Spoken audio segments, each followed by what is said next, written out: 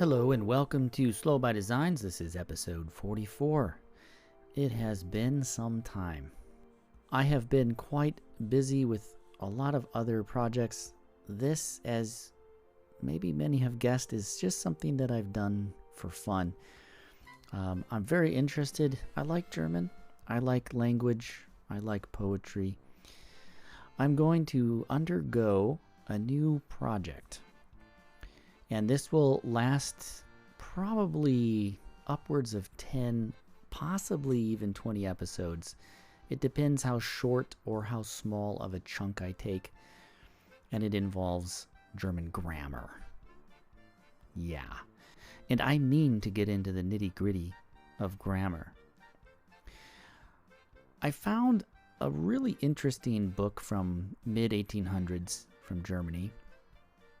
It is entitled Kleine Deutsche Lehre, or The Little German Lesson. This episode is part 1, and it will be about the Geschlechtswörter, or the articles. Anyway, a little introduction to this series. It really informs all the parts of speech and how to conjugate. I already said one reason for doing this. I want to. Now, another reason is that I have recently begun teaching in German. Now, as a side note, I'm a cellist professionally. I teach cello lessons. And for one reason or another, very surprising, I got a request to teach a native German speaker, and they don't feel comfortable having lesson in English, and I agreed to it. Now, I'm very excited about it, but I'm also very nervous because I haven't used German in a functional manner, as in speaking, for a long time. And I love just being able to speak a second language, and German in particular is one that I've always felt is a good language to know. Anyway, we can go into that later. But I am in dire need for my own sanity, really, to be able to speak in a more palatable and efficient manner. Just being able to conjugate things a little bit nicer, like a fluent speaker. At least that's what my aim is when I'm teaching the student. All right, well, why choose this dry lesson book from 170 years ago? Well, first off, to me it's not dry. I've always liked this sort of thing. I know there are a lot of other people that do, but maybe don't admit it, but I'm admitting it to anybody that's listening. It's just, for some reason, I can pronounce things pretty well. I'm not a fluent speaker, of course, but I can pronounce things very close up, much better than any of my other classmates could pronounce things in German early on in the learning process. But I have desperately struggled to learn how to conjugate in German, and I just cannot or have not been able to wrap my head around it.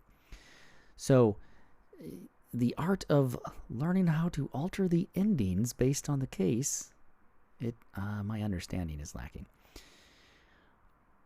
I know that the best way to learn these things is just through speaking, and the second is through reading. Okay, this is kind of halfway reading. It's a lesson book, obviously. It's not a storybook. But here I am. I need to get some of this formal training in just to be able to wrap my head around these 4 cases in German. What are they?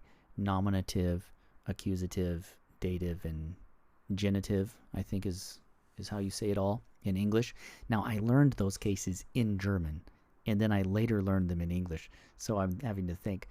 Anyway, this is a thorn in my side that has pricked me ever since I could even speak in German, and especially after I started learning all 4 cases. So here I am. I want to do this for my own edification. If there's anybody that has some hints on how to overcome this this thorn in my side, to pull it out, as it were, and to learn this difficult task of German grammar, I'd be happy to hear from you. I'd love to hear hints, tricks, or just a certain method of study. Well, here we go. A little overview of the book, the lesson book itself. It tells us that there are 10 classes of words, and then it goes through very systematically, as does any German book or lesson, about all of these 10 classes of words with lots of examples and just very short instructive directions. I mean, they're just a couple sentences long, if that, in many cases. So they leave the instruction mainly to the examples that they're giving. And it goes on like this for, I think, about 30 pages or so. So it could be a very lengthy series, but I don't mind that. I like doing this sort of thing. Let's get on with it. Kleine Deutsche Sprachlehre von Böhm und Steinert. Wortlehre. Zeichen 1. Es gibt 10 Wörterklassen. Nummer 1 Geschlechtswörter, Artikel. Nummer 2 Hauptwörter, Substantive. 3 Eigenschaftswörter, Adjektive. 4 Zahlwörter, Numerale. 5 Fürwörter, Pronomen. 6 Verhältniswörter, Präpositionen. 7 Zeitwörter, Verbum. 8 Umstandswörter, Adverbium. 9 Bindewörter, Konjunktion. 10 Empfindungswörter, Interjektion. Die Nummer 1 groß geschrieben, Geschlechtswörter. Die erste Klasse den Wörterklassen. Geschlechtswörter. Zeichen 2. Nummer 1. Die Geschlechtswörter kündigen die Wörter, zu denen sie gehören, als Hauptwörter an und sagen, welches Geschlecht dieselben haben. Nummer 2. Die Geschlechtswörter sind männlich, Maskulinum, weiblich, Femininum, sächlich, Neutrum. Und es gibt bestimmte Artikel und unbestimmte Artikel. Bestimmte Artikel männlich, der, weiblich, die, sächlich, das.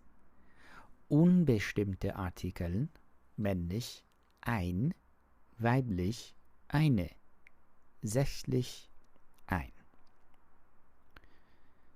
Nummer 3.